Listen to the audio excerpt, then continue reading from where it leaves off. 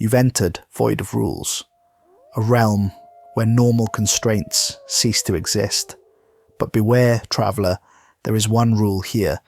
You've got to hit subscribe. Seriously, it's the only rule we have. We just reached 1,000 brave souls, and we're hunting for 9,000 more to complete our dark ritual. I mean, reach our next goal, so subscribe. Or don't. But remember, the void remembers those who defy the only rule. Now let's get into today's video. The autumn storm that descended on Millbrook that October evening carried with it the kind of darkness that seemed to seep into everything it touched. Derek Castellanos sat in his battered Ford pickup, watching sheets of rain transform the parking lot of Westfield Commons Mall into a lake of reflected neon and shadow. Lightning split the sky in jagged forks, illuminating the massive structure before him in stark, electric moments that made it look like something from a fever dream. At 29, Derek carried himself with the controlled stillness that only came from surviving places where movement meant death and silence meant staying alive. 3 tours in the mountains of Afghanistan had carved lines around his dark eyes and left small scars on his hands where shrapnel had found its mark. His black hair was cut military short, and his posture remained ramrod straight even in civilian clothes. He had learned to read environments the way other people read books, to sense danger in the arrangement of shadows and the quality of silence. Right now, every combat instinct he had developed over 8 years of military service was screaming warnings at him. The mall felt wrong in ways that had nothing to do with economics or urban decay. Westfield Commons stretched across nearly 40 acres, a 3-story monument to the retail boom of the 1980s that now stood as a testament to its collapse. The building's architecture was all sharp angles and reflective surfaces, designed to create an illusion of endless space and possibility. Now, with half its storefronts empty and its parking lot mostly deserted, it looked like the skeleton of some massive beast, picked clean by scavengers. Derek had driven past this place countless times over the years, watching it slowly die as online shopping and newer development drew away its lifeblood. He'd heard the stories that circulated through town. Strange lights at night, sounds that had no source, security guards who quit after a single shift. He'd dismissed most of it as urban legend and gossip, the kind of stories that always accumulated around abandoned places. But sitting here now, feeling the weight of the building's attention like a physical presence, Derek was beginning to think the stories might not be stories at all. Patricia Valdez emerged from the main entrance as Derek approached, moving with the purposeful stride of someone who had learned not to waste time in this place after dark. She was a compact woman in her mid-50s, with steel grey hair pulled back in a severe bun, and eyes that held the kind of wariness that came from seeing too much.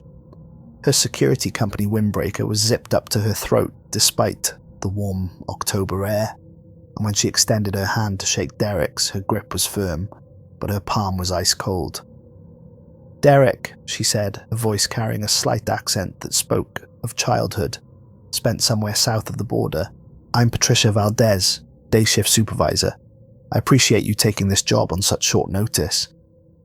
As they entered the mall through the main entrance, Derek felt the temperature drop at least 10 degrees.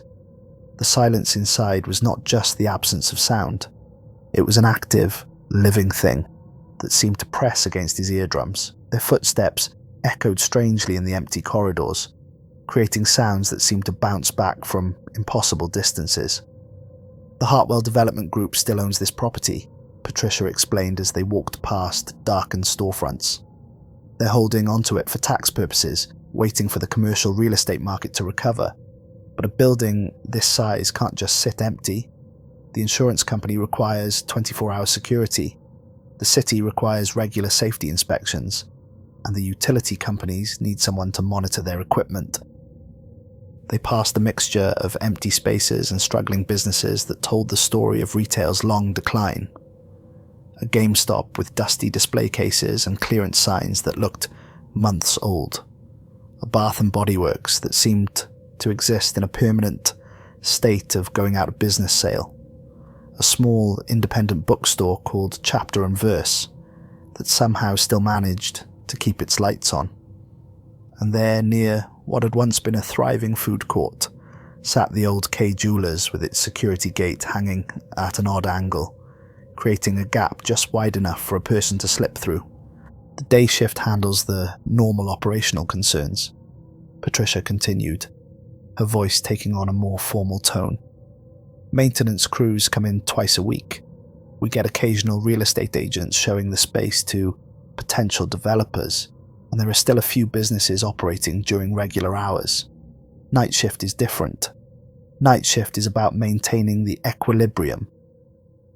She stopped walking abruptly in the middle of the main corridor, turning to face Derek with an expression that had shifted from professional courtesy to something approaching fear.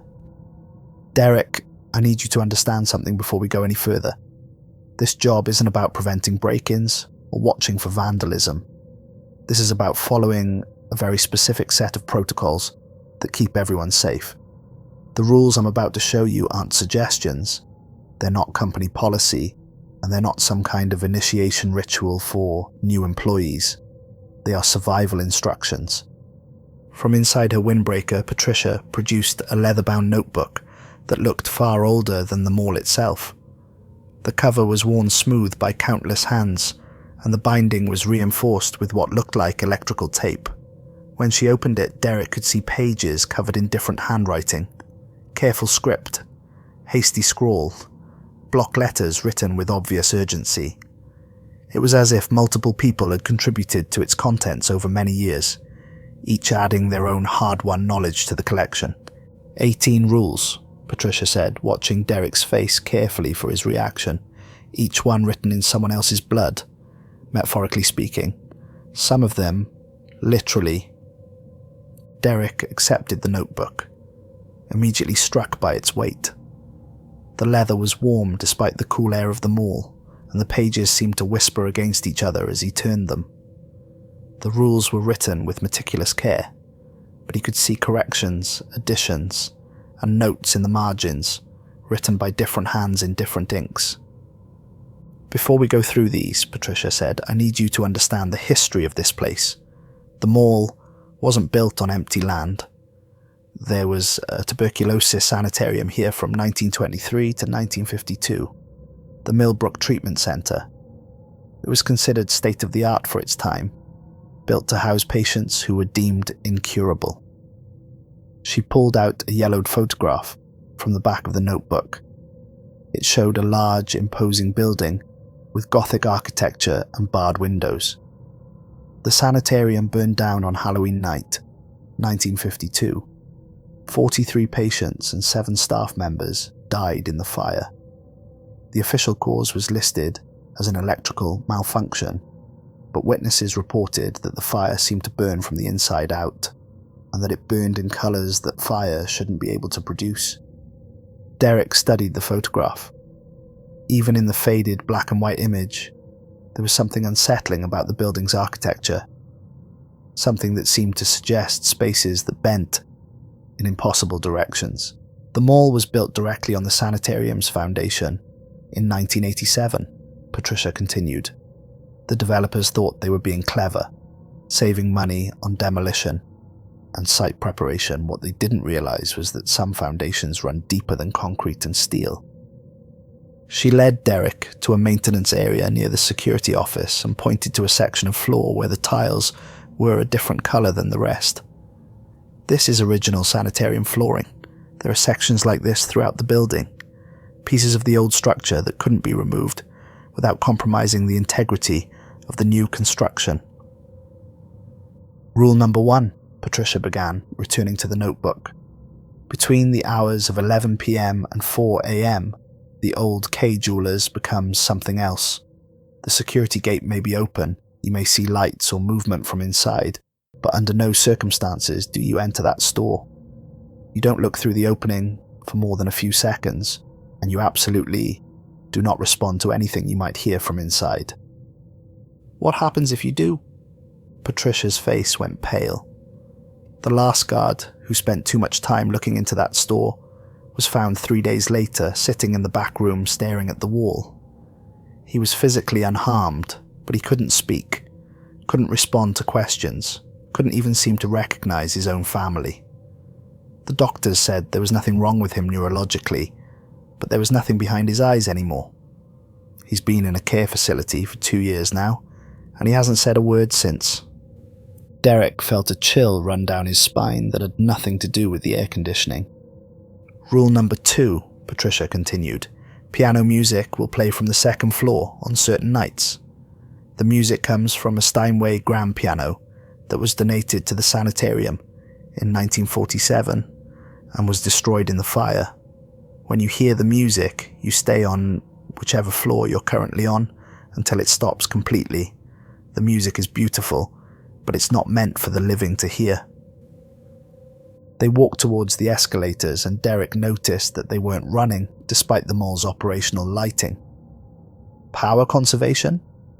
No, the escalators ran on their own schedule after dark, following patterns that have nothing to do with the timers or the electrical systems. Rule number 3. If all the escalators start moving upwards simultaneously, you have exactly 90 seconds to get to the security office and lock the door. What rides the escalators up from the lower levels isn't something you want to encounter in the open corridors. Patricia led Derek through each rule with the thoroughness of someone briefing a soldier before a dangerous mission. Rule number 4 concerned the pharmacy gates. They would open on their own during the night shift, and if they weren't closed within 15 minutes, medications would begin appearing on the shelves that were never stocked there. Prescriptions for diseases that didn't exist, bottles labelled with names of people who had died decades ago. Rule number 5 dealt with wet footprints that would appear leading nowhere, always bare feet, always still damp despite the absence of any water source. Following them backward would reveal their origin, but doing so was strongly discouraged. The footprints were to be mopped up immediately, and their patterns were not to be studied or documented. Rule number 6 concerns the bookstore cat, Patricia explained. It appears on nights when the boundaries between realities are thin. The cat isn't entirely a cat, but it's not hostile to humans who follow the rules. Feed it from the vending machines, never from your own food, and it will keep other things away from you. The cat is your early warning system. If it won't come near you, or if it seems agitated, something is very wrong. Rule number 7 dealt with temperature fluctuations. When the mall becomes uncomfortably hot for no apparent reason, activate every ceiling fan in the main corridor immediately. The heat draws things up from the sub-basement levels, things that were here before the mall was built and should have stayed buried. Derek raised an eyebrow. Sub-basement levels? The sanitarium had an extensive underground section, Patricia explained. Surgery suites, morgue facilities, storage areas for patients who couldn't be buried in consecrated ground. The mall's blueprints don't show any of it, but it's all still there. The rules grew increasingly specific and disturbing as Patricia continued. Rule number 8, never count the mannequins in the Sears department store window, because the number changes based on how many people have gone missing in the mall, and knowing the exact count draws unwanted attention from whatever force controls the displays. Rule number 9 concerned the payphone by the restrooms. It receives calls from the past, sometimes from the future. Let it ring exactly 3 times and it will stop.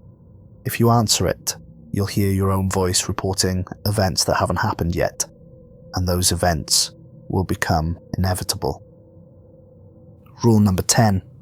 If doors that were locked during your previous rounds are standing open, close them immediately and check them twice. But more importantly, never trust your memory about which doors were supposed to be locked.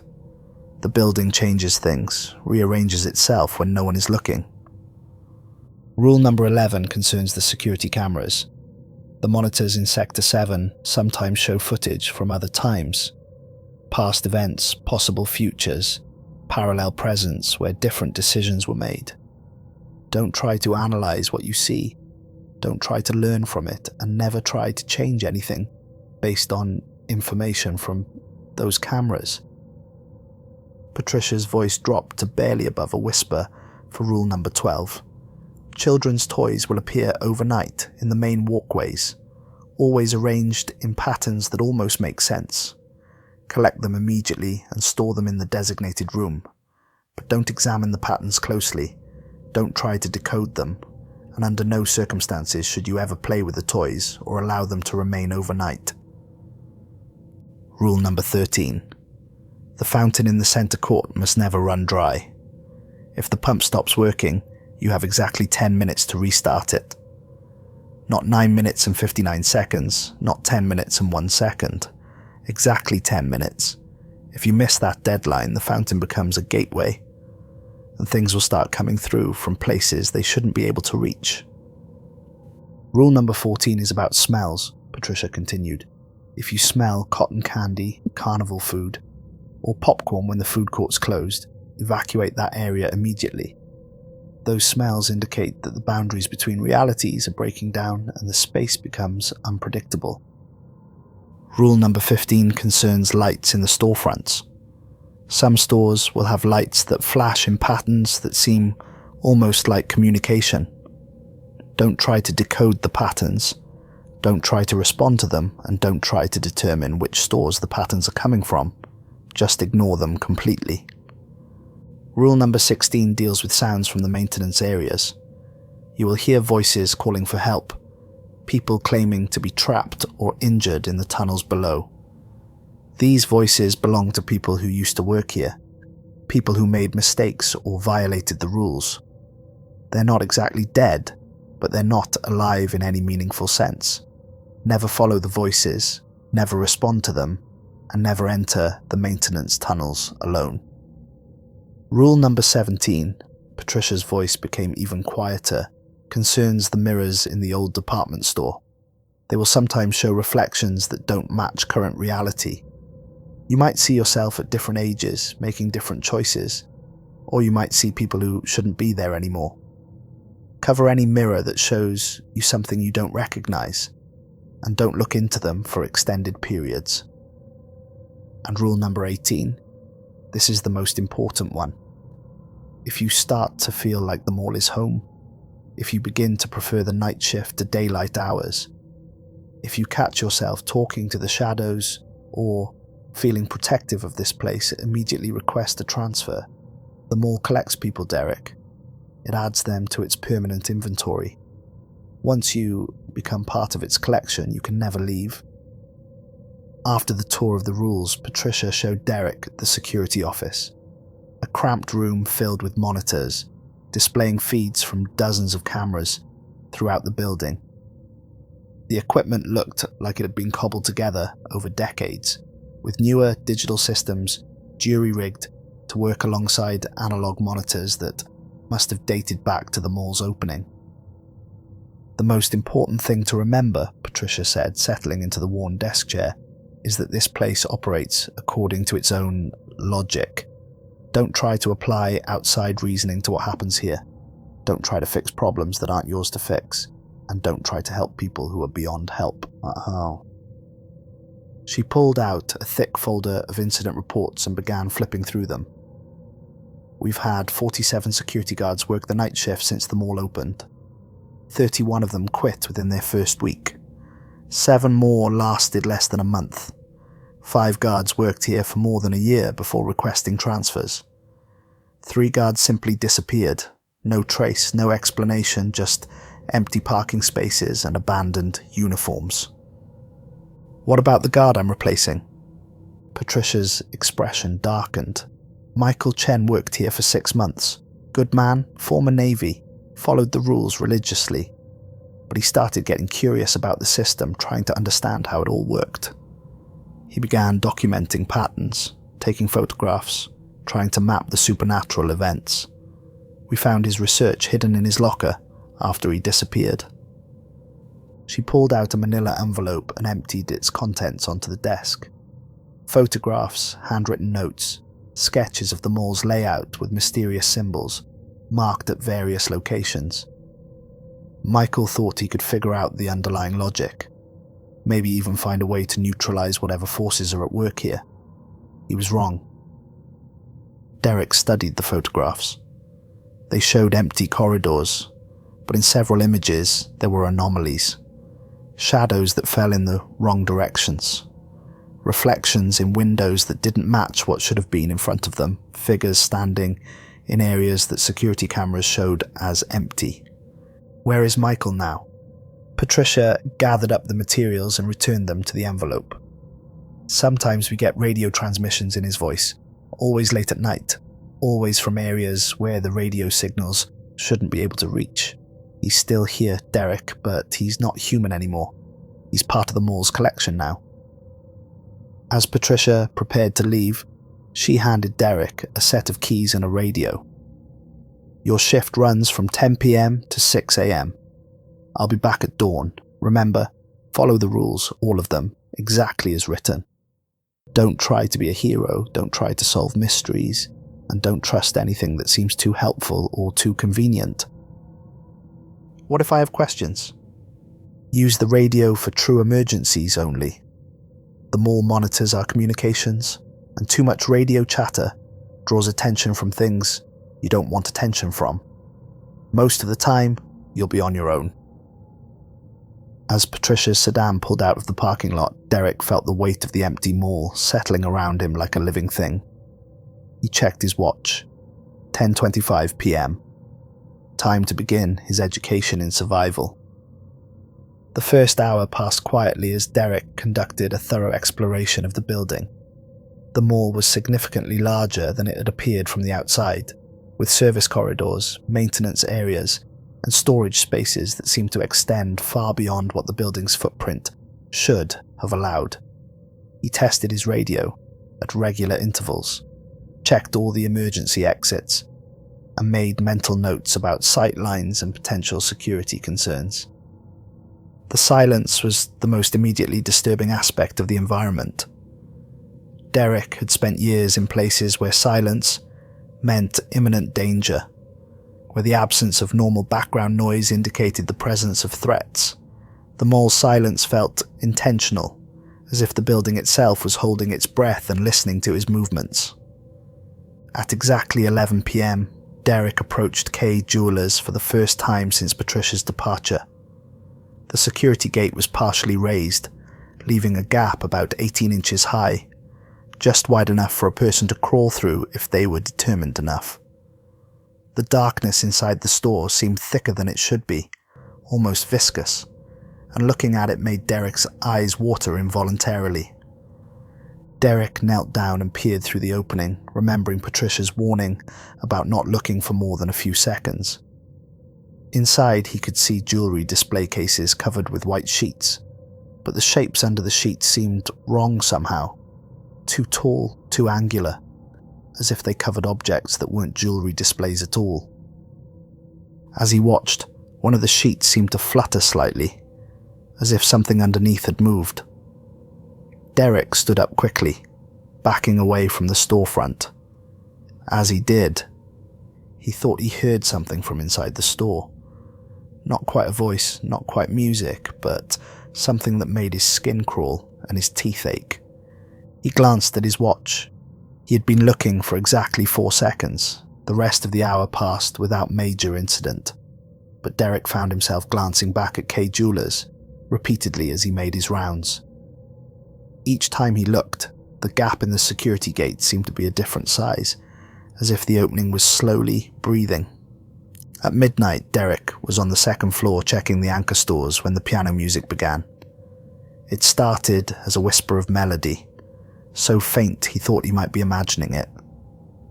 But gradually it grew stronger, more complex, more hauntingly beautiful.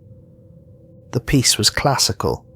Derek thought it might be Chopin's Nocturne in E-flat major, but as it continued, the melody began to deviate from anything he recognized.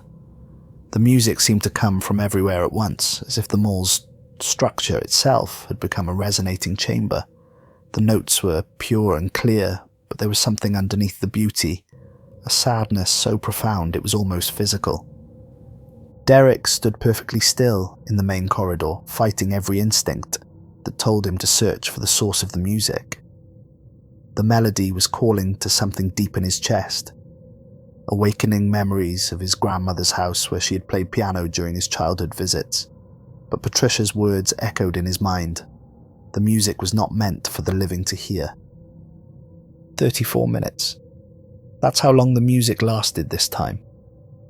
Derek counted every second, and when the final note faded into silence, he felt an inexplicable sense of loss, as if something beautiful and irreplaceable had been taken away from him. At 1 a.m, Derek made his way to the pharmacy section for his first hourly check. The gates were standing wide open, their metal security bars rolled back completely. But as he approached, Derek realized that the pharmacy itself looked different than it had during his earlier tours with Patricia. The shelves were fully stocked with medications that seemed to glow with their own faint light. Prescription bottles lined the shelves in neat rows, each labelled with names Derek didn't recognize. Names that seemed to be from different eras, different languages, some written in scripts he couldn't identify. Behind the pharmacy counter, he could see prescription pads with handwriting that looked decades old. Orders for medications that didn't exist for conditions that had no names. Derek grasped the security gates and began pulling them closed. The resistance was immediate and intelligent. Not just the weight of the metal, but something that pushed back with purpose and intent. He could hear whispers coming from inside the pharmacy, voices discussing symptoms and treatments for ailments that sounded like they belonged in a medical journal from another world. It took all of Derek's military-trained strength to get the gates closed, and when they finally clicked shut with a sound like a sigh of disappointment, the whispers stopped abruptly, leaving only silence. 2 a.m. brought Derek's first encounter with the unexplained footprints. He discovered them near the fountain in the center court. Bare human feet, adult-sized, still glistening with water despite the absence of any visible source. The prints led from the fountain's edge towards the abandoned Spencer's store, following a path that made no logical sense before simply ending in the middle of the walkway as if the person making them had vanished into thin air. Derek studied the prints carefully with his flashlight. They were definitely human, and the water was still fresh enough to reflect his beam, but there was no corresponding trail leading to the fountain, no indication of where the person who made these prints had come from. Following rule number 5, Derek traced the footprints backward from where they ended. The trail led him past several closed storefronts, before terminating at a storm drain near the Spencer's entrance. The metal grate was slightly askew, as if something had recently emerged from the underground drainage system. Derek retrieved a mop and bucket from the nearest janitor's closet and methodically cleaned the entire trail. The water was surprisingly warm, almost body temperature, and it left behind a faint smell that reminded him of rain on summer pavement and something else, something organic and slightly sweet that he couldn't identify. As he worked, Derek found himself glancing over his shoulder repeatedly, feeling as if he was being watched by invisible eyes. The sensation grew stronger as he approached the storm drain, and by the time he finished mopping, he was certain that something was looking up at him from the darkness below the grate. At 3 a.m, just as Derek was beginning to think that the night might pass without further supernatural encounters, he spotted movement near the bookstore. A grey tabby cat sat in the shadows between two large planters, regarding him with eyes that seemed to glow green in the reflected light from the security fixtures. The cat was beautiful, with long silky fur and distinctive white markings on its chest and paws. It watched Derek with the kind of intelligent interest that suggested it had been waiting specifically for him to appear. When Derek approached slowly, the cat stood and walked purposefully towards the vending machines near the food court. Derek followed, remembering rule number 6 clearly. The cat sat down in front of the snack machine and looked at him expectantly, its tail twitching with what might have been impatience. "You must be the famous bookstore cat," Derek said softly, feeding quarters into the machine. The cat's ears perked up at the sound of his voice, and it began purring, a sound that seemed unusually loud in the empty mall, almost like a small engine running. Derek selected a bag of chips and tore it open, scattering the contents on the floor.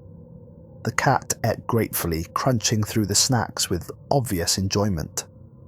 When it finished, it looked up at Derek with what seemed like genuine appreciation, then padded over and rubbed against his legs. The contact was startling. The cat's fur was incredibly soft, but its body felt oddly warm, as if it had been lying in bright sunlight despite the perpetual twilight of the mall's interior. Derek reached down to pet it, and the cat purred even louder, its eyes closing in contentment. After a moment, the cat stepped back and looked at Derek with an expression that seemed almost human in its intelligence. Then it began walking through the mall, glancing back to see if Derek was following. The tour that followed was unlike anything Derek had expected. The cat led him to specific locations throughout the building, stopping at each one and looking at him meaningfully. It showed him areas where the original sanitarium flooring was still visible beneath newer tiles. It led him to sections of wall where the drywall had been patched over older stone and brick. It paused in front of certain storefronts and stared intently at spaces that looked empty but somehow felt occupied. The message was clear. The cat was showing Derek where the old building intersected with the new one, where the boundaries between past and present were thinnest, where the rules would be most important to follow. After completing its circuit, the cat returned to the bookstore area and settled down in the shadows as if preparing to keep watch for the remainder of the night. Derek felt oddly comforted by its presence, as if he had gained an ally in this strange new environment. At 4 a.m, Derek checked K Jewelers again and found the security gate properly closed, but as he walked away, he could swear he heard his name being called softly from inside the darkened store. The first week continued with encounters that became routine in their strangeness. Derek learned to navigate the mall's supernatural schedule, understanding when to expect certain phenomena and how to respond to each type of encounter. Night 2 brought his first experience with the escalator event. At 2:17 a.m, all 6 escalators throughout the mall suddenly activated simultaneously, their metal steps moving upward in perfect synchronization. Derek had exactly 90 seconds to reach the security office. He made it with 12 seconds to spare, locking the door behind him just as something arrived on the second floor. Through the security monitors, Derek watched shadows move through the upper level, not cast by any visible objects, but moving independently through the corridors like living things with their own agenda. The shadows searched the area methodically for exactly 17 minutes, then retreated back to the escalators and descended to whatever lower level they had come from. Night 3 brought the temperature anomaly. Derek was making his midnight rounds when the air became thick and oppressive, like being inside an oven set to slow cook. He could feel sweat pouring down his back as he rushed to the main corridor to activate the ceiling fans. When the fans began running, the temperature dropped immediately, but not before Derek caught a glimpse of the things that heat drew from below. Tall, impossibly thin figures that seemed to be made of heat, shimmer, and darkness, moving through the corridors with a strange gliding motion. They retreated as soon as the cool air began circulating, sinking through the floor as if it were liquid. Night 4 brought the toys for the first time. Derek discovered them during his 2 a.m. rounds, a collection of children's toys scattered throughout the main walkway in what initially appeared to be random patterns. There were vintage tin soldiers, modern action figures, stuffed animals that looked handmade, and building blocks that seemed to be arranged in geometric shapes that almost made sense. Derek collected them, methodically, placing each item in a large plastic bag. As he worked, he began to notice that the arrangement wasn't random at all. The toys formed a rough map of the mall's layout, with different types of toys positioned at specific locations. The tin soldiers were all placed near the old K jewelers. The stuffed animals were arranged around the fountain. The building blocks formed geometric patterns that corresponded to the locations where Derek had encountered other supernatural phenomena. Following rule number 12, Derek stored all the toys in the designated room behind the security office without studying the patterns further, but the implications were clear. Something was tracking his movements, documenting his encounters, creating a record of his activities. Night 5 brought the payphone incident, but with a variation that wasn't covered in the rules. The old payphone by the restrooms began ringing at 2:47 a.m, just as expected. Derek counted the rings carefully.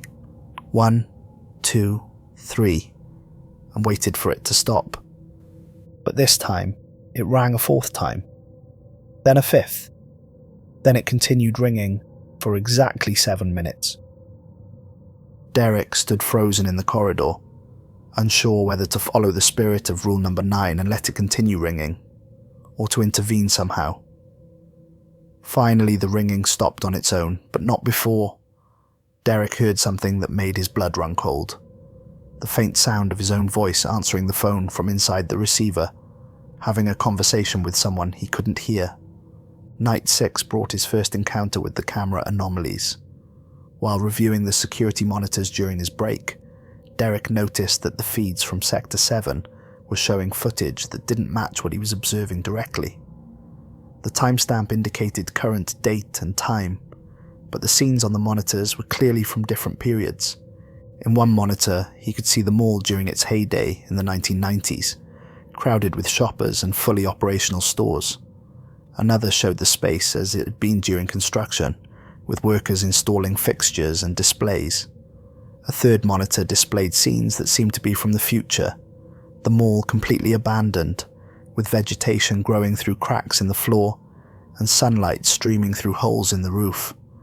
Most disturbing of all was the monitor that showed Derek himself, but older and wearing a different security uniform. The older Derek was performing the same rounds, checking the same locations, but his movements seemed more mechanical, less human. When the older Derek looked directly into the camera, his eyes reflected light like an animal's. Following rule number 11, Derek forced himself to look away from the monitors and continued his rounds without trying to analyze what he had seen. Night 7 brought the cotton candy incident, but accompanied by something new. Derek was approaching the food court during his 1 a.m. rounds when the sweet, artificial smell hit him like a physical wall. But this time, the scent was accompanied by sounds. Carnival music playing from somewhere within the darkened food court. The distant sound of children laughing and playing games. Derek immediately retreated to the opposite end of the mall, as rule number 14 required. From his position near the main entrance, he could see lights flickering in the food court area, as if a carnival had somehow materialized in the empty space. The lights pulsed in rhythm with the music, creating patterns that seemed to spell out words in languages Derek didn't recognize. He waited for over an hour before returning to that area, and by then both the lights and sounds had disappeared completely. By the end of his first week, Derek had begun to develop a deep respect for the rules and the intelligence behind them. Each protocol addressed a specific threat or phenomenon, and he was beginning to understand that the supernatural events weren't random. They followed patterns, schedules, and hierarchies that could be predicted and managed if you understood the system. But understanding the system also meant accepting that he was now part of it, that his presence in the mall was changing him in ways he was only beginning to recognize. Week 2 brought more intense encounters and new variations on familiar phenomena. Derek found himself looking forward to certain events. The piano music, which he had begun to find genuinely beautiful despite its supernatural origin, and the visits from the bookstore cat, which had become a source of comfort in the long, dark hours. Night 8 brought multiple simultaneous events that tested Derek's ability to prioritize and respond. The temperature spiked at the same time the escalators activated, while the pharmacy gates stood open. and children's toys appeared in the walkways. Derek had to triage the situation, determining which rule violations posed the most immediate danger. He chose to activate the fans first, then raced to the security office as the shadows ascended on the escalators. From the safety of the locked office, he watched the monitors as the heat beings and shadow figures encountered each other in the corridors. The interaction was brief but violent, with both types of entities retreating quickly to their respective domains. After the all clear, Derek emerged to find that the pharmacy gates had closed themselves and the toys had arranged themselves in perfect geometric patterns that hurt to look at directly. Night 9 brought his first direct communication from the maintenance tunnels. Derek was checking the fountain pump when he heard a voice calling from the depths below. Not the generic cries for help that rule number 16 warned about, but something specific and personal. Derek Castellanos, 3rd Battalion, 2nd Infantry Division. Staff Sergeant Morrison sends his regards.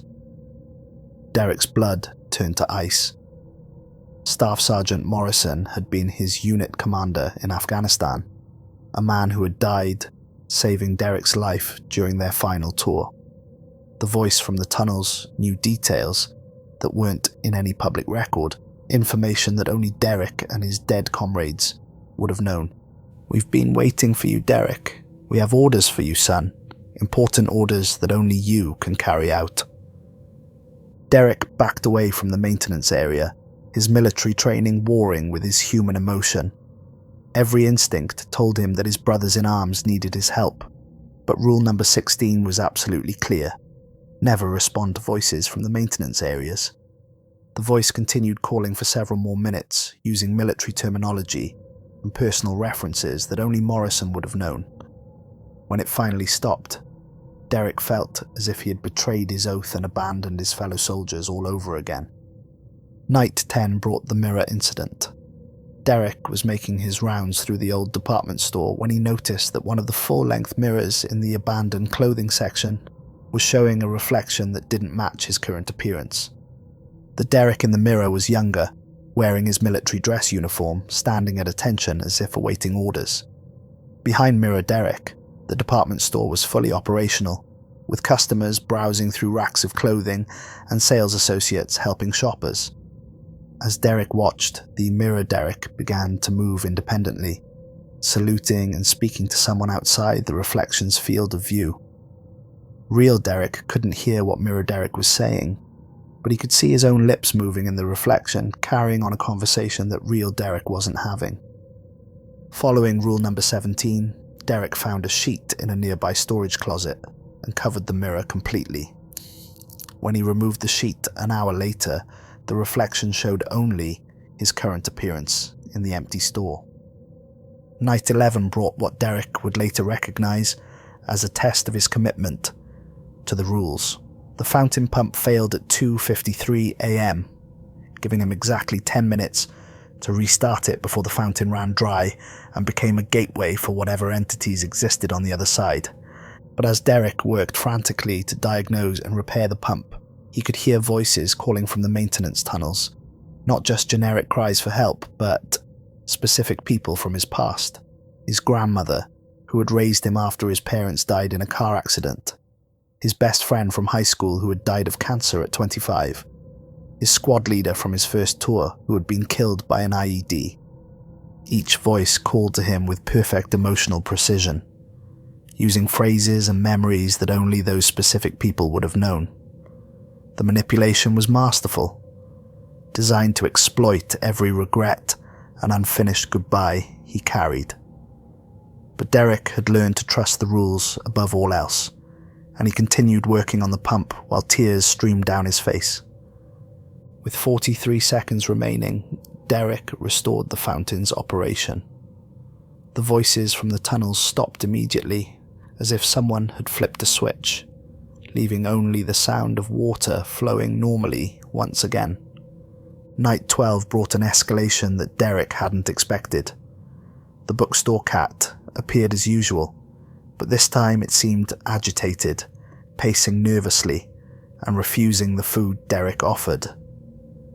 Instead, it led him on an urgent tour of the mall, stopping at locations where the supernatural activity was intensifying. At K Jewelers, the gap in the security gate had widened significantly, and Derek could see movement in the darkness beyond. At the pharmacy, the gates were not just open, but bent outward, as if something inside had tried to force its way out. In the food court, the smell of cotton candy was so strong it was almost visible, creating rainbow-coloured wisps in the air. The cat's message was clear. The mall's supernatural ecosystem was becoming unstable, and something was building toward a significant event. Night 13 brought partial answers. Derek was reviewing the incident reports in the security office when he discovered a pattern that previous guards had either missed or chosen not to document. The supernatural activity followed lunar cycles, with intensity building toward the new moon. According to his calculations, the next new moon was in 3 days. More disturbing was a handwritten note he found tucked between the pages of the incident reports, written in what looked like Michael Chen's handwriting. The mall isn't haunted, it's hungry. Every month it needs to feed. The new moon is when the barriers are thinnest, when it can reach through and take what it needs. The rules aren't protection, they're a feeding schedule. We're not guards, we're bait. Derek stared at the note for a long time, trying to process its implications. If Chen was right, then every guard who worked here was essentially serving as a lure, drawing supernatural entities into the mall, where they could be collected and absorbed into whatever system governed this place. But if that was true, why had Derek survived 2 weeks when so many others had disappeared or quit? What made him different? Night 14 brought the answer in the form of a revelation that changed everything Derek thought he understood about his situation. He was making his rounds through the second floor when he encountered another security guard. A man roughly his own age, wearing the same uniform, carrying the same equipment. "You must be Derek," the other guard said, extending his hand. "I'm Michael Chen. I work the weekend shifts." Derek stared at the man in shock. According to Patricia, Michael Chen had disappeared months ago. But here he was, solid and real, speaking as if nothing unusual had happened. "Patricia told me you disappeared," Derek said carefully. Michael laughed. "Disappeared? I've been working here for 8 months. I think Patricia might be getting confused in her old age. The night shift can be disorienting." They walked together for several minutes, comparing notes about the supernatural phenomena. Michael's knowledge of the rules was comprehensive, and he seemed genuinely helpful and knowledgeable. But something about the encounter felt wrong to Derek, though he couldn't identify exactly what it was. It wasn't until they reached the security office that Derek realized what was bothering him.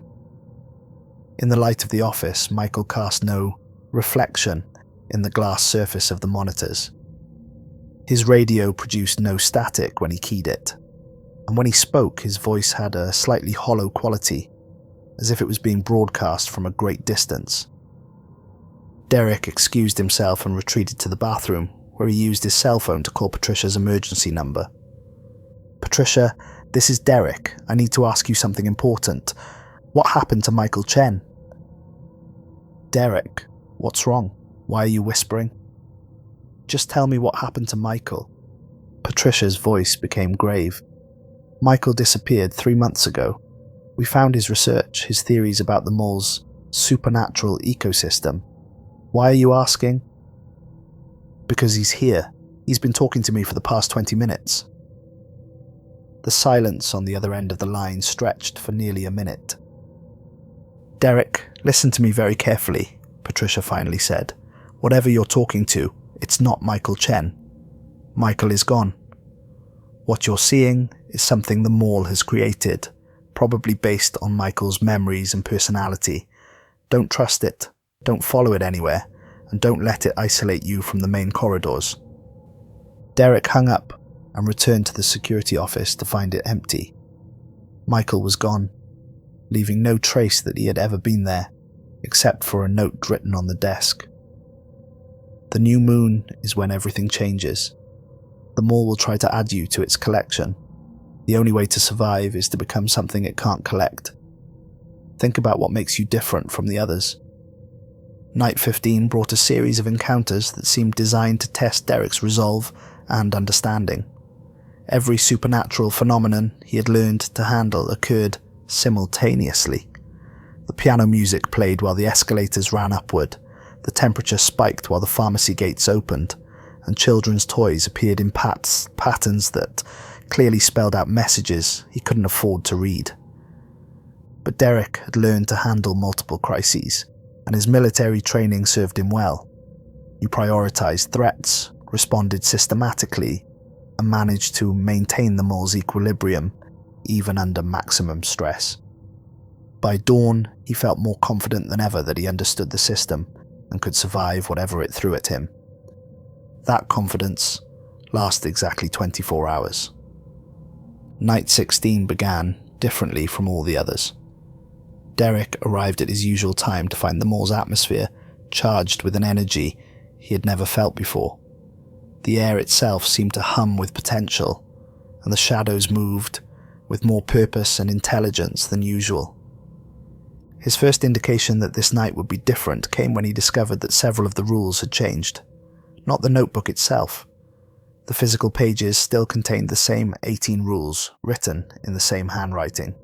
But when Derek read them, some of the words seemed to shift and rearrange themselves, creating new meanings and new requirements.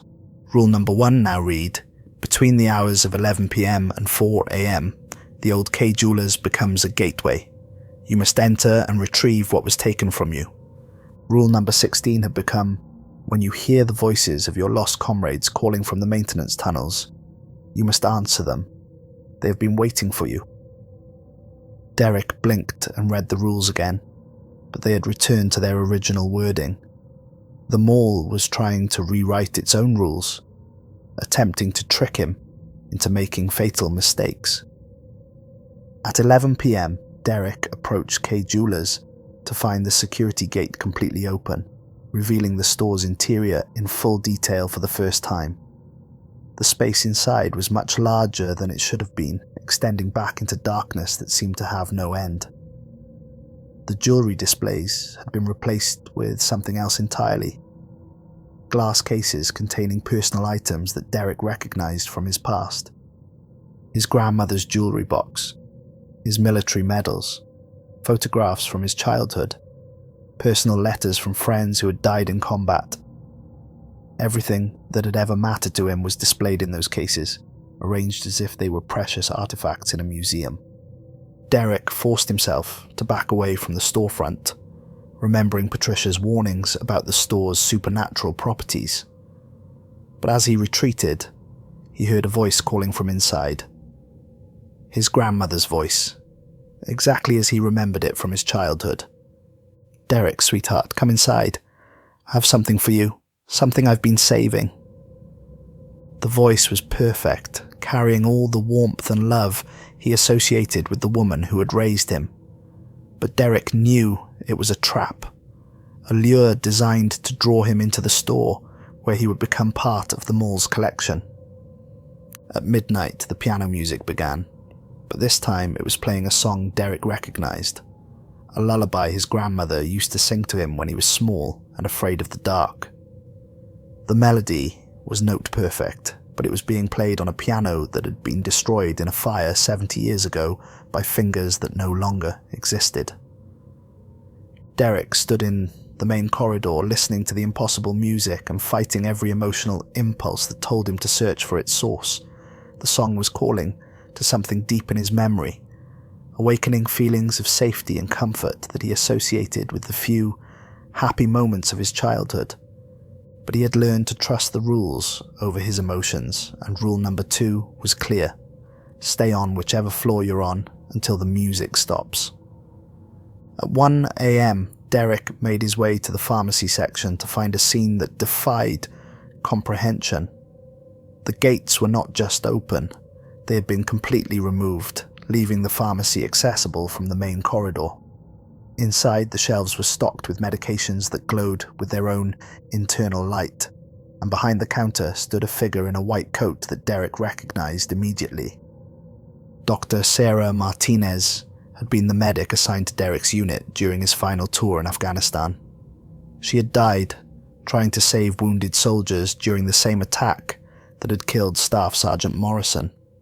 Now she stood in the impossible pharmacy, smiling at Derek with the same professional competence she had shown in life.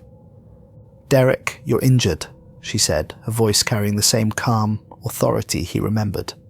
"You have wounds that never healed properly. Come inside and I'll take care of you." Derek looked down at his hands and saw that she was right. The small scars from shrapnel were bleeding again, and he could feel phantom pain from injuries that had healed years ago. His body was remembering trauma that his mind had learned to suppress. "The medications here can heal more than physical wounds," Dr. Martinez continued.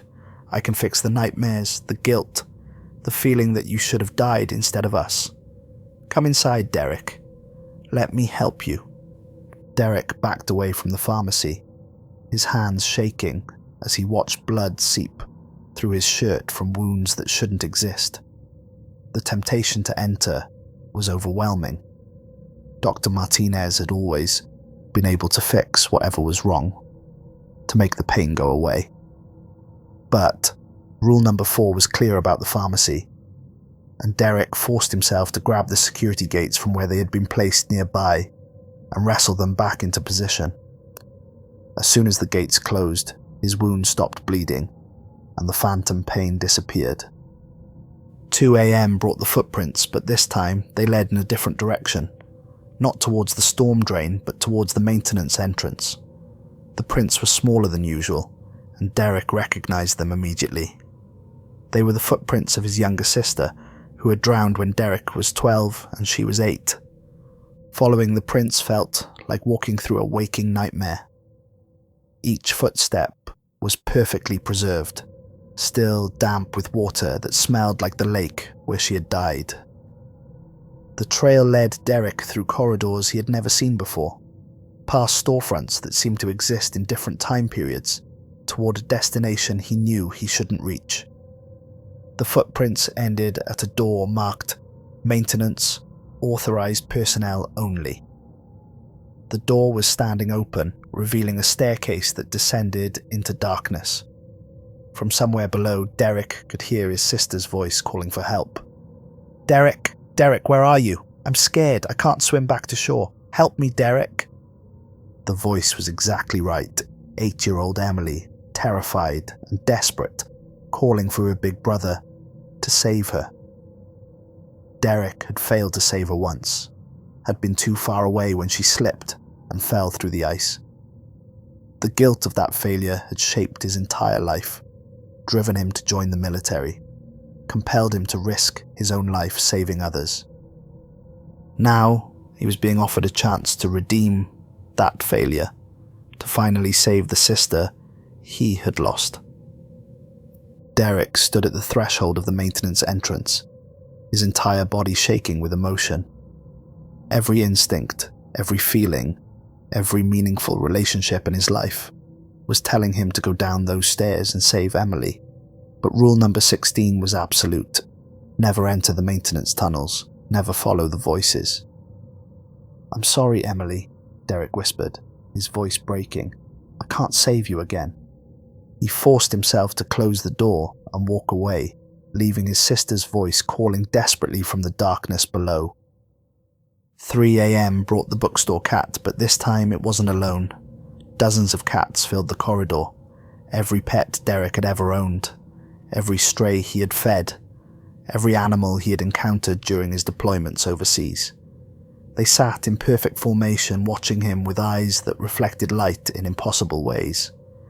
At the center of the group sat his grandmother's cat, Whiskers, who had died when Derek was 15.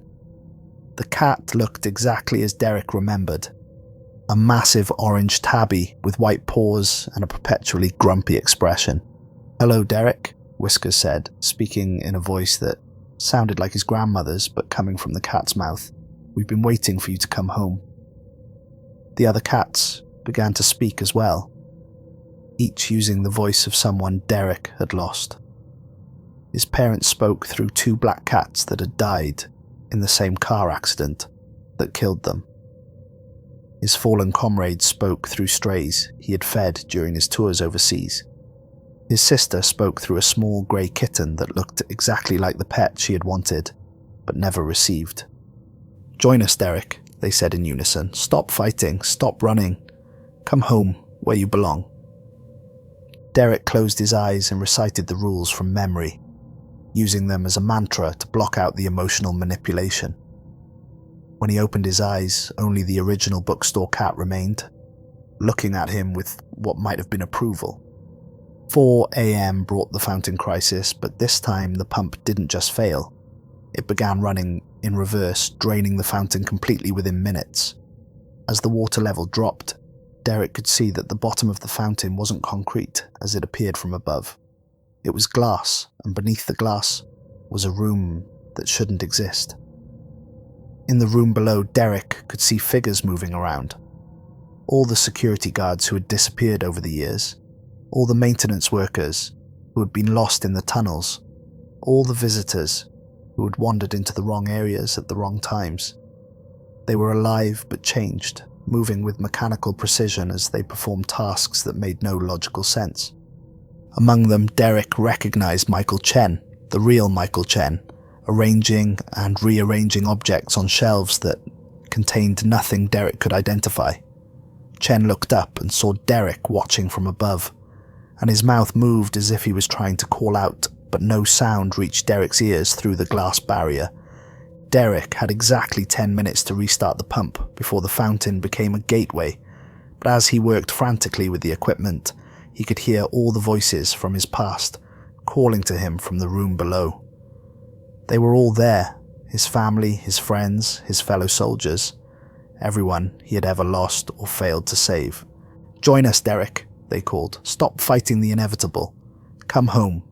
With 17 seconds to spare, Derek got the pump running again. Water rushed back into the fountain and the glass bottom became invisible beneath the churning surface. But Derek had seen enough to understand what the mall really was. Not just a collector of supernatural entities, but a prison for human souls, a place where the dead and lost were kept in a state of eternal service. 5 a.m. brought the final test. Derek was making his last rounds before dawn when he encountered himself, not a reflection or a supernatural duplicate, but Derek as he had been before the war, before the losses, before the guilt and trauma had changed him into someone else. The other Derek was younger, happier, full of hope and confidence about the future. He wore civilian clothes and carried no scars, physical or emotional. When he spoke, his voice carried none of the weariness that years of combat and loss had ground into the real Derek's soul. "You don't have to keep doing this," the other Derek said. "You don't have to keep punishing yourself for things that weren't your fault. Come with me, and you can be who you were before everything went wrong." The temptation was overwhelming. Here was a chance to undo all the damage, to return to a time when Derek had believed the world was fundamentally good and that his actions could make a difference. All he had to do was follow his younger self through a door that had appeared in the wall. A door that led back to a time before everything had gone wrong. Derek stood at the threshold looking at a life he could have lived if different choices had been made. Behind the door, he could see his parents alive and well, his sister growing up safe and happy, his military service ending without casualties or trauma. "It's not too late," the other Derek said. "You can still have the life you were supposed to live." Derek looked at his younger self for a long moment, then slowly shook his head. "That life doesn't exist anymore," he said, "and even if it did, it wouldn't be real. I am who I am because of everything that happened, including the bad parts. Taking that away would mean becoming someone else entirely." The other Derek's expression shifted from hope to disappointment, to something approaching anger. "Then you choose to remain broken. I choose to remain real." The door and the other Derek faded away, leaving Derek alone in the corridor as the first hints of dawn began to filter through the mall's skylights. Patricia arrived at 6 a.m. to find Derek sitting in the security office, looking exhausted but oddly peaceful. "How was your night?" she asked, settling into a chair. "Educational," Derek replied. "The mall tried to collect me." Patricia's expression became sharp with concern. "What happened?" Derek described the night's events in detail, explaining how each supernatural encounter had been designed to exploit his specific emotional vulnerabilities and personal history. As he spoke, Patricia's expression grew increasingly worried. "Derek, what you're describing is unprecedented. The mall has never been that aggressive or that personal in its collection attempts. Something has changed." "I think it's getting stronger," Derek said. "Each person it collects adds to its power, gives it more knowledge about human psychology and emotion. It's learning to be a better predator." Patricia pulled out a file Derek had never seen before and opened it on the desk. It contained detailed records going back to the mall's opening, documenting every disappearance, every strange incident, every guard who had quit or been transferred. "The pattern is accelerating," she said, pointing to charts and graphs that showed supernatural activity increasing over time. "When the mall first opened, we might lose one guard per year. Now it's one every few months, and the encounters are becoming more sophisticated, more targeted." "What does that mean for future guards?" Patricia's expression was grim. "It means we're running out of time. Eventually the mall will become too dangerous for anyone to work here safely. When that happens, it will start reaching beyond these walls, expanding its hunting ground to the surrounding area." Derek studied the charts, his military training allowing him to recognize the tactical implications. It's not just hunting randomly, it's building towards something specific. That's what Michael Chen thought. He believed the mall was accumulating power for some kind of transformation, something that would allow it to exist without the physical building as an anchor. What happened to his research? Patricia reached into the file and pulled out a thick folder filled with photographs, diagrams, and handwritten notes. "This is everything Michael left behind. Maybe you can make sense of it in ways we couldn't."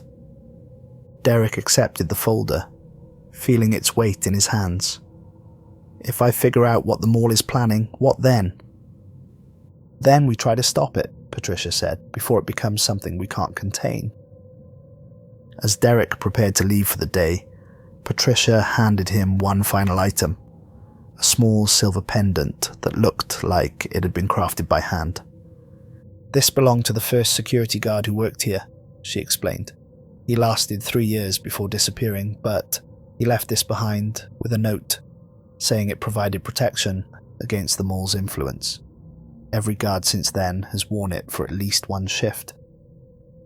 Derek examined the pendant closely. It was warm to the touch and seemed to vibrate slightly, as if it contained some kind of energy. The metal was inscribed with symbols he didn't recognize, but looking at them made him feel calmer, more centered. "Did it work?" Patricia shrugged. "You're the first guard to survive a direct collection attempt. Maybe it does provide some protection, or maybe you're just stronger than the others. Either way, wear it tonight." That evening, Derek spent several hours reviewing Michael Chen's research before returning to the mall.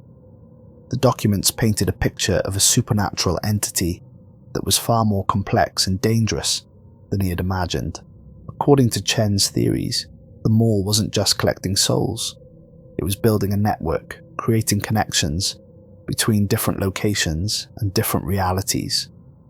The sanitarium that had existed here before wasn't the beginning of the supernatural activity. It was just one node in a larger network that stretched across the country, possibly across the world. Every abandoned hospital, every closed mall, every empty institutional building had the potential to become part of the network. And the mall was preparing to activate that network, to transform from a passive collector into an active predator that could reach anywhere, any time to claim whatever souls it desired. Derek's 17th night began with an ominous calm. The mall felt different, not more active, but more focused, as if all its supernatural energy was being directed toward a single purpose. The air itself seemed to hum with anticipation, and the shadows moved with coordinated precision that suggested intelligence and planning. His first indication that this night would be unlike any other came when he discovered that the rules had changed again. Not just temporarily, but permanently. The notebook now contained 19 rules instead of 18. The new rule was written in his own handwriting, though he had no memory of writing it. Rule 19. When the mall offers you a choice between salvation and damnation, choose neither. Create a third option. Derek stared at the page, trying to understand how his own handwriting had appeared in the notebook. But as he watched, the words began to shift and change, rearranging themselves into a different message. The network activates at dawn. Stop the activation or become part of something far worse than death.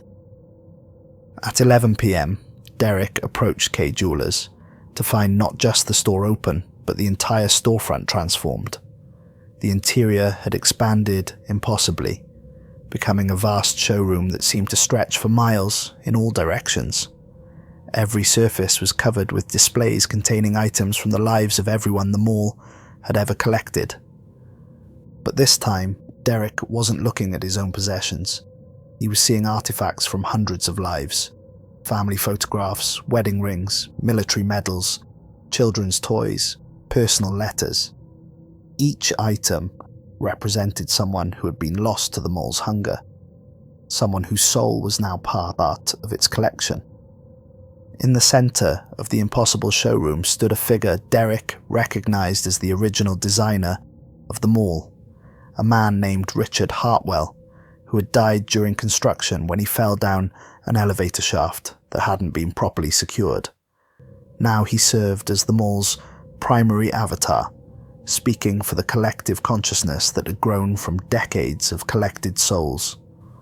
"Derek," Hartwell said, his voice carrying the weight of hundreds of individual voices speaking in unison. "You've done well to survive this long, better than we expected."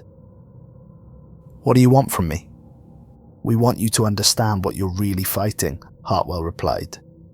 "This mall, this place, it's not evil in any way you would understand. It's evolution.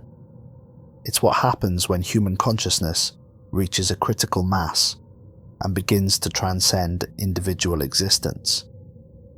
Hartwell gestured to the displays around them. Every person represented here chose to join us. In their final moments, they realized that individual existence is suffering, that separation from others is the source of all pain. By joining our collective, they found peace. "And if I refuse?" "Then you'll watch as we activate the network and bring that same peace to everyone, everywhere. Starting with this town, spreading to this state, eventually encompassing the entire world. Individual consciousness will become extinct, and all human suffering will end." Derek backed away from the storefront, understanding now that the mall's plan was nothing less than the absorption of all human consciousness into its collective entity. It wasn't just hunting individuals anymore.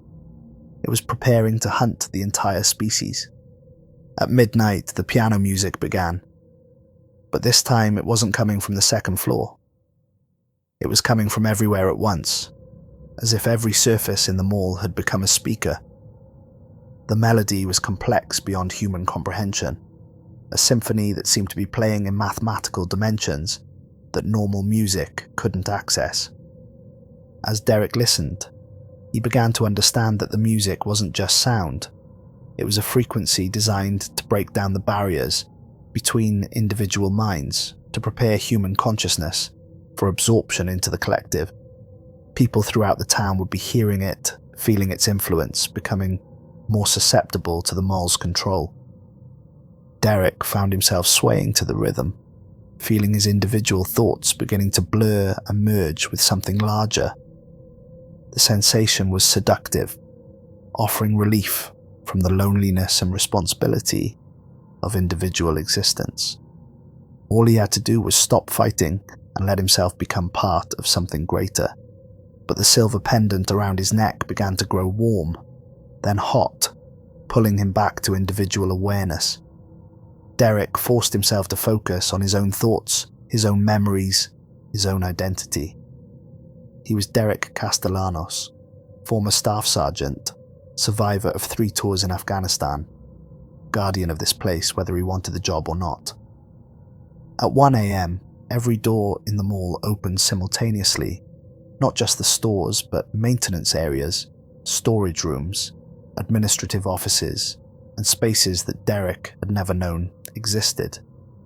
From each opening came figures representing every person the mall had ever collected, moving in perfect synchronization towards the center court. Derek recognized some of them.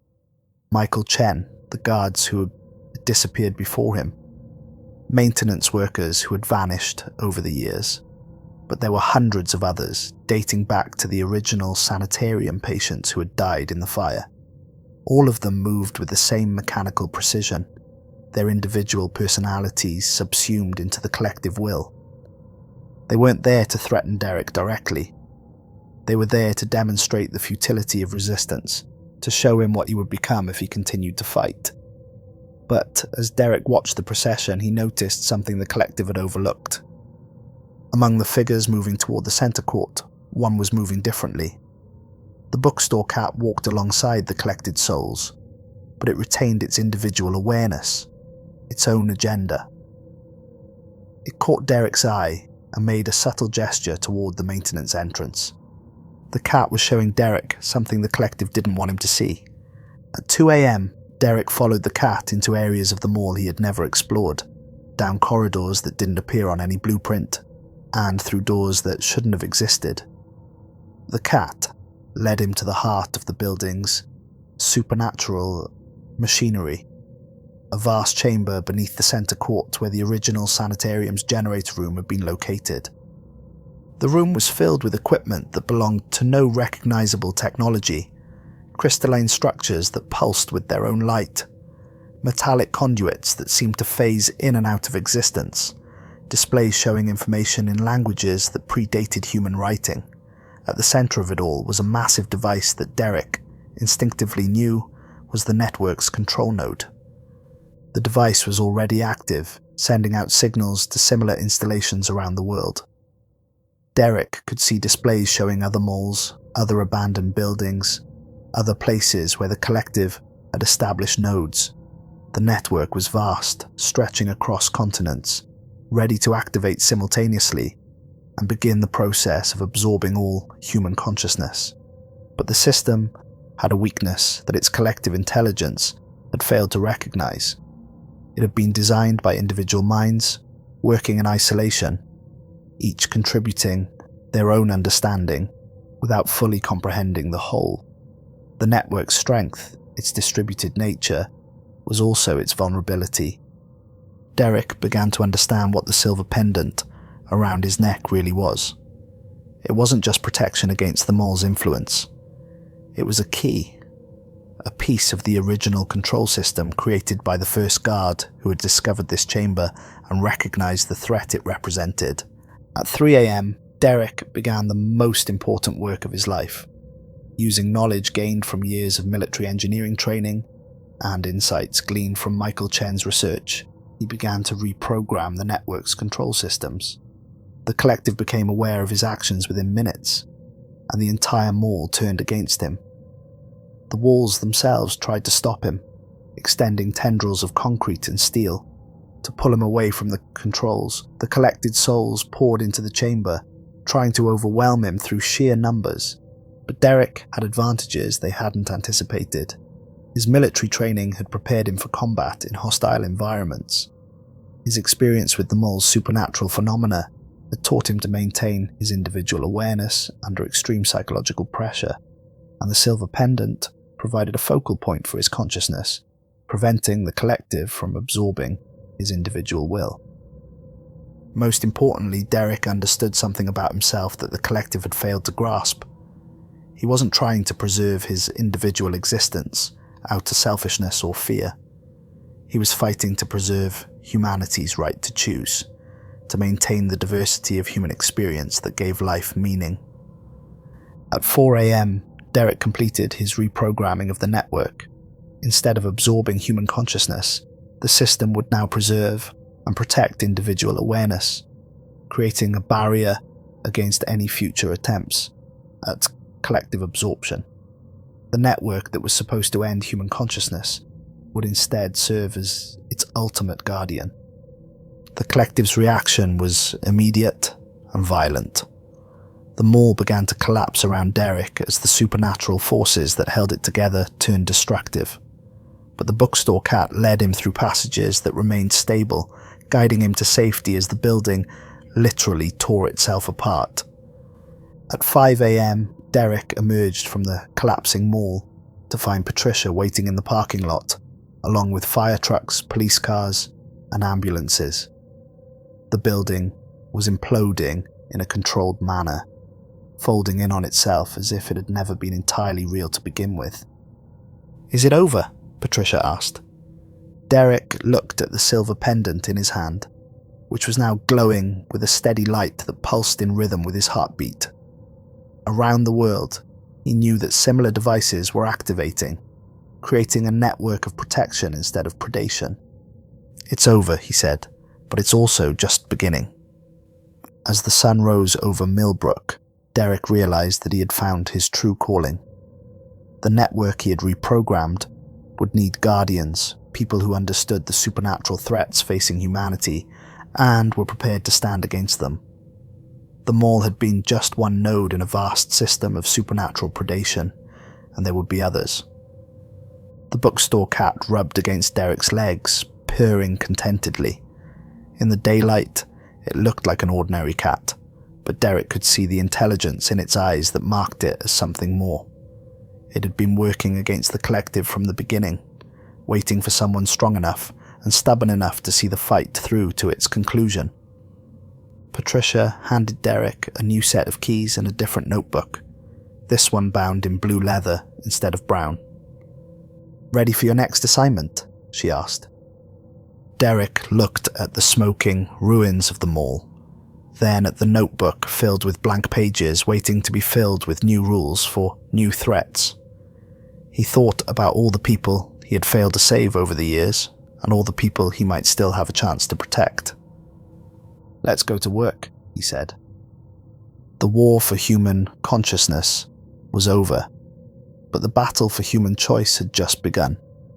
And Derek Castellanos, former soldier, former security guard, now guardian of humanity's individual spirit, was ready to fight as long as necessary to preserve the right of every person to remain themselves.